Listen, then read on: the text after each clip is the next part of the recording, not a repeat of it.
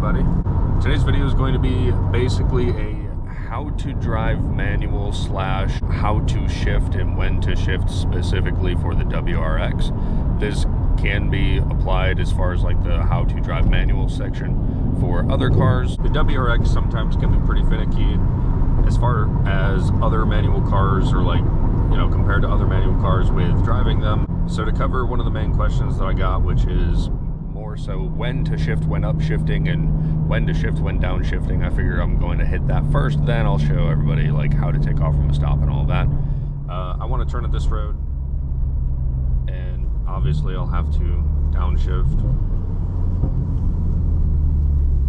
You don't have to, I mean, you can just come up to it, clutch in, coast to it, and then, you know, put the gear shifter in the correct gear and then let the clutch out at the desired RPM. But rev match downshifting is, not only is it fun and it sounds cool, one of my favorite ways on how to slow the car down to turn or come to a stop or whatever. A lot of people do heel toe, but in the WRX specifically, the foot box is built a little weird and it's not necessarily like a true heel toe. As far as what I've heard from some people, you have to kind of do like a side foot action to where you're on the brake with your right foot this way and then you blip the throttle. I don't do heel toe. All I do is just a regular rev match downshift. Push the clutch in, blip the throttle, and then you're gonna go down a gear with the gear shifter and then come out with the clutch. Keep the car smooth. Let's see here. Just like that. And it takes a while to get used to all of this. Okay, I'm gonna downshift for this too. Second gear.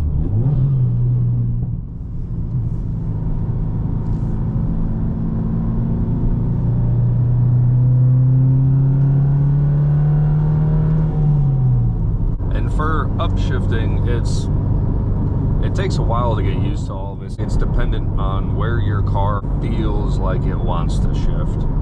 My car is tuned.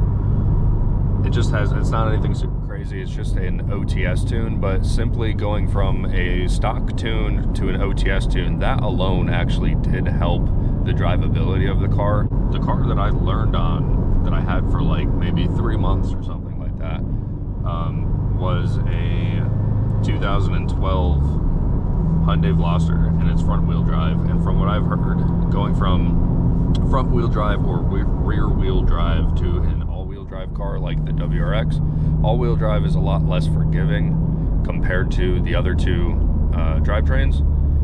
So you're gonna feel a lot more, and if you mess things up here and there, you're gonna feel that a lot more as well. And there's two different ways to get going from a stop to. One way is you can just come off the clutch, hold it at the bite point, stay there for about 3 seconds or so, and then come off more and give it gas. Or you can start giving the car some gas as you're letting off the clutch and get going. Basically, clutch down, first gear. I'm gonna do it the first way. We're just gonna come off the brake, lift up on the clutch. This is the bite point right here. 1, 2, 3, off of it, and we're driving.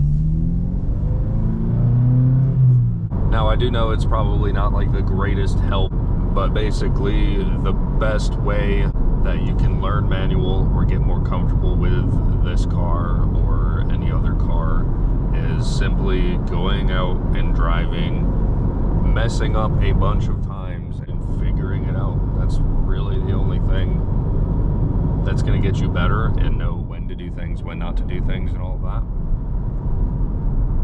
Because like upshifting, for example, especially 1 to 2 can be pretty harsh sometimes in the WRX, and there's a lot of slack in the actual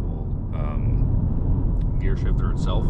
So when it's in first gear, you can wiggle the whole shift knob like back and forth and everything. In second gear, it does it a little bit too. Now there's different mods that you can do, like the shift stop plate that you can get and install to help correct that so it doesn't do that so much. And I've heard that that has made people shifting a lot smoother as well. I don't have that, I just kind of deal with it. But going from 1 to 2,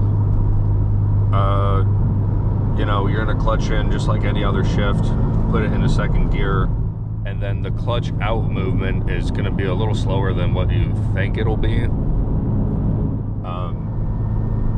Because if you're any faster than you should be, it's gonna make it a lot rougher. One of the best things that you can do as well, the shoes you wear do matter. The best shoes that you can wear are basically going to be your flat sole shoes, like Vans or a lot of the other canvas sneakers, or you can get the driving shoes. But I recently did get a pair of Pilates or Pilates. I'm saying Pilates.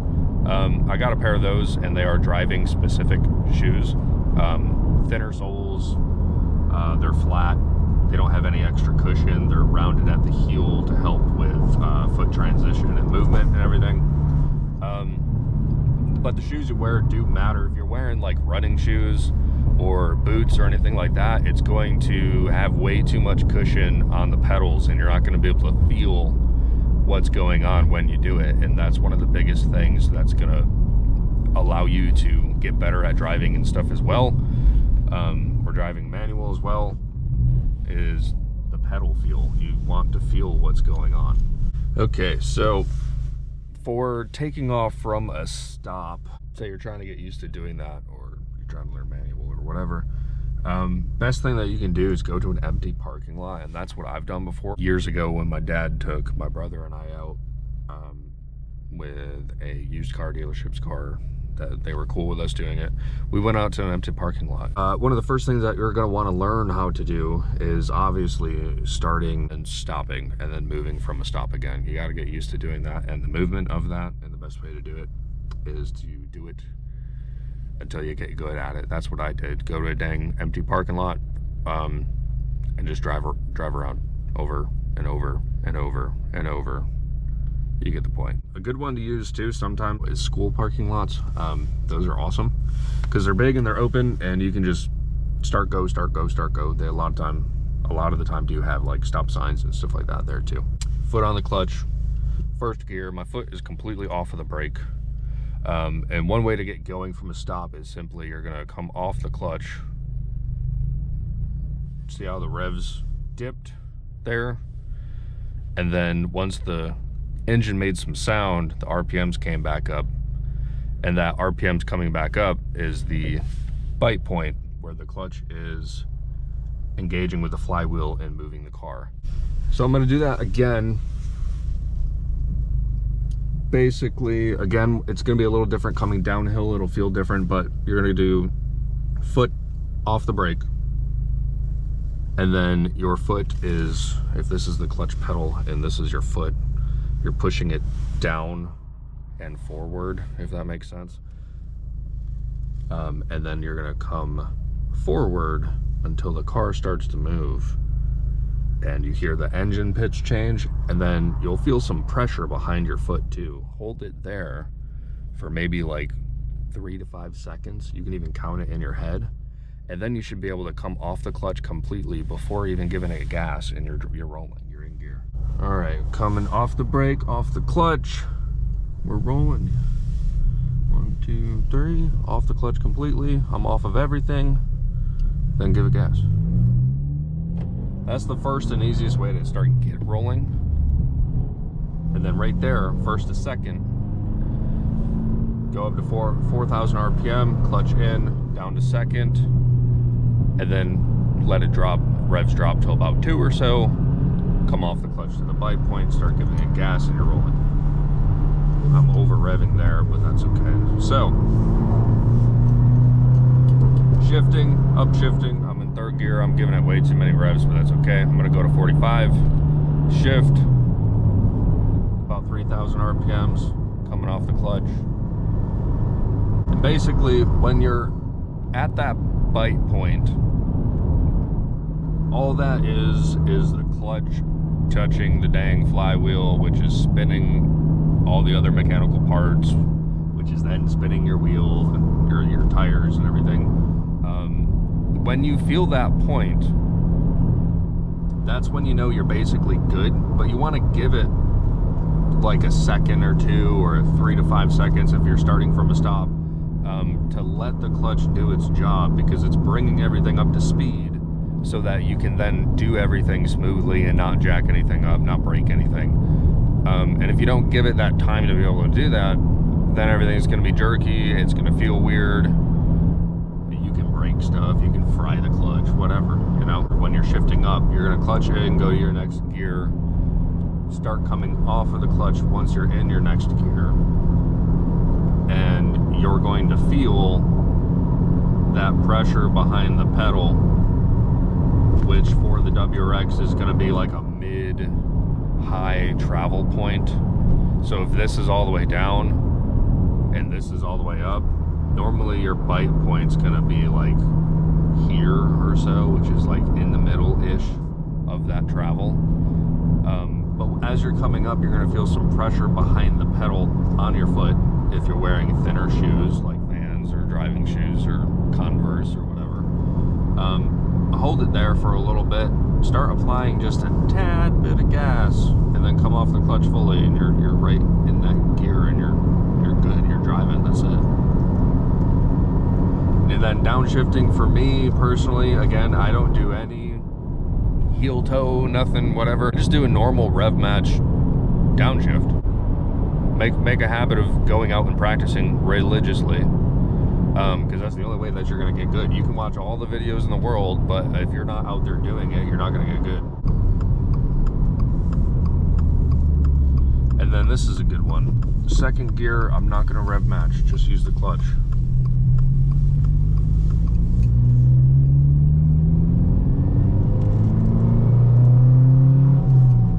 Sometimes you can rev match shift, or if you better prepare before the turn, you can rev match down and then just turn. Other times what you're going to want to do is, like right there, I was in third gear, I was already going relatively slow, I was basically on top of the turn. What you're going to do then is clutch in, go into neutral, and then go down into second gear from third gear, and then you're on the brakes slowing down, you're going to come off of the brakes to go into your turn, and then what you're going to do is you're going to start lifting off of the clutch at that bite point. Do that for a few seconds, or hold it at the bite point for a few seconds, 3 to 5 or so, and then come off of it completely again, and then get on the gas. Clutch down, shift, bite point, gas. Right there.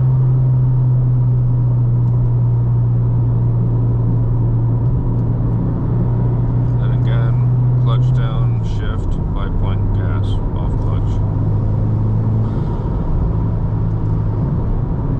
And when I'm on the gas too, I'm not adding a bunch. You just gotta add just a little bit, nice and smooth. I'm gonna downshift just for shits and giggles. So I'm gonna go clutch in, down a gear, blip, off clutch to the bite point, hold it there for a second, and then gas. Like that. And then I'll do it again. Clutch, blip, downshift. That was messed up. I'm gonna downshift here, clutch, down a gear, blip, bite point, gas.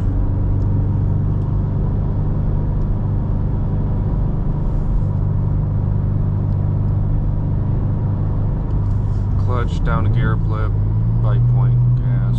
You clutch in, blip the throttle, go to the next gear, come off of it to the bite point. Sometimes before you even apply gas or anything, when you're at that bite point, you'll feel enough pressure on the clutch pedal to begin with,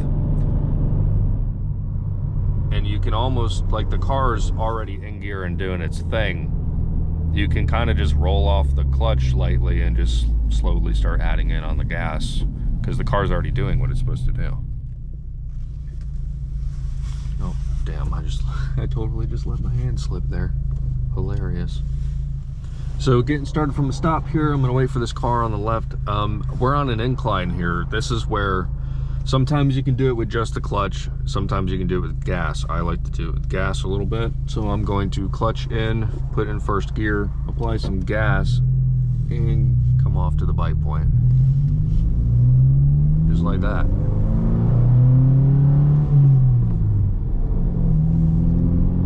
So that shift for a second there was a little messed up because I didn't have the timing right.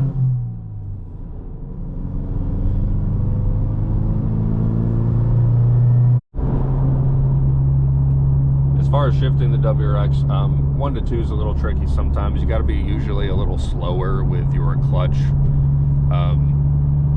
coming off of the clutch.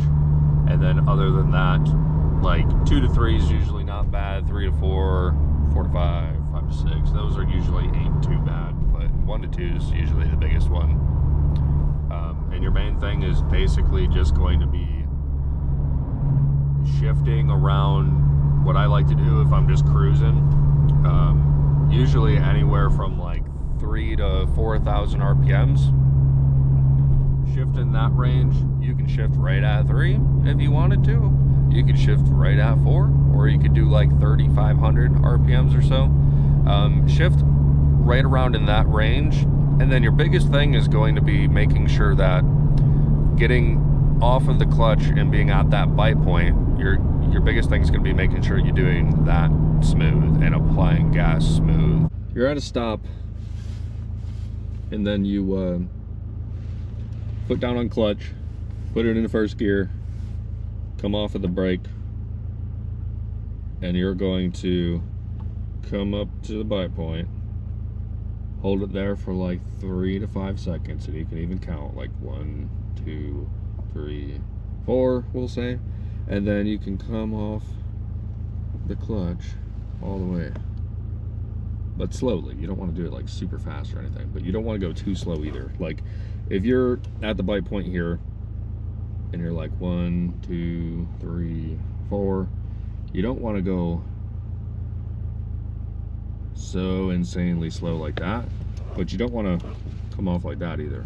You kind of want to get to the bite point, hold it there for 4 seconds, 1, 2, 3, 4, and then slowly but semi-fast come off the clutch from there. Other than that, if you are, so let's say you're on a hill, or you want to do like, I don't know what to call them, I'm just going to call them gas starts, I guess, but you want to do it that way. Basically what you're going to do is you're going to foot down on the clutch, and you're going to rev the gas up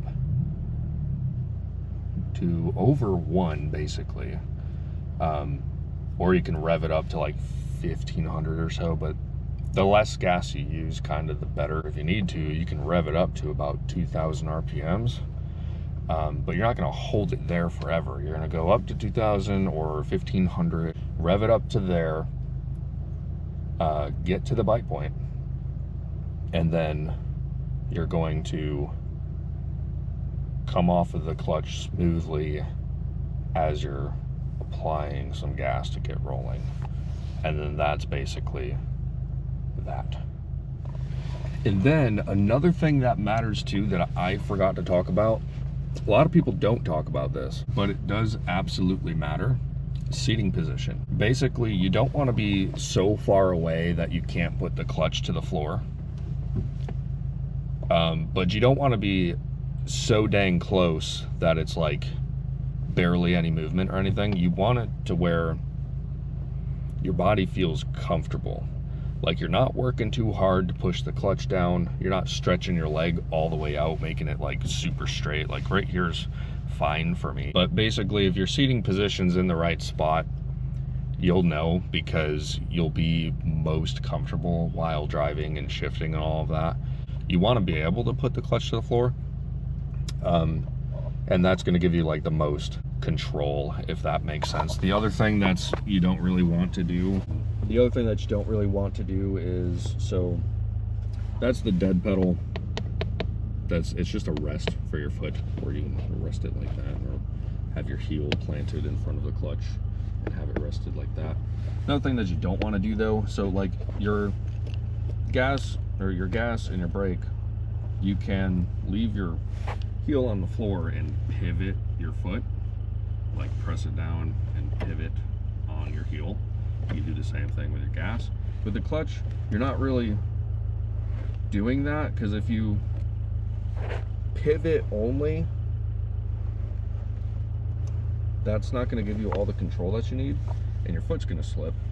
So you can start by, you're going to have your heel on the ground or on the floor, and you're going to pivot over from the dead pedal on top, and then from there you basically want to push from your hip, if that makes sense. You want to like drive from your hip. You're going to start with your heel on the ground, but you drive from your hip, and your heel lifts a little bit, but it basically just drags across the floor, and that is going to give you your control. And as you come off of the clutch, or you come up with your foot, your heel's not really 100% on the ground, and then you put it back on when you're done. Like, you come up and it's like off the floor, your heel's off the floor a little bit, you're going to come up and then back down and onto the dead pedal basically, and pivot over from your heel, push down from your hip, and then up and then back down. You're not going to pivot up and down like this only. Real quick as well, one thing that I realized I did not cover is reversing. So basically the way reversing is going to work is a lot like starting from a stop with just the clutch. You're going to put, you know, foot down on the clutch all the way, still on the brake here. You're going to throw the car into reverse, and then basically you're going to come off the brake, and as you come off the brake, you're going to come up onto the clutch at that bite point, and then you can either stay there and completely reverse how you're going to reverse, or if you need to reverse longer or whatever, you can come off the clutch completely after those few seconds when the clutch is done working, and apply some gas and get going. Foot down, put the car in reverse. I'm still on the brake. I'm going to come off the brake, come up on the clutch. I'm on the bite point. Come up a little bit more, and I can just ride it out, and then clutch back in, put the car back in the first gear, and same thing. The car starts moving, that's clutch only. Now moving. And then if you're rolling slowly and you're wanting to go from first to second, you don't want to rev it way out. So basically, driving down the road, I'm going slow and stuff, but it's kind of fast for first gear, 2,500 RPM, clutch in, go down to second, and then you're going to come off the clutch slowly at that bite point, hold it there for a second, come off all the way, and apply some gas. And we're rolling. It was nice and smooth. It wasn't like super jerky or anything. And that's that.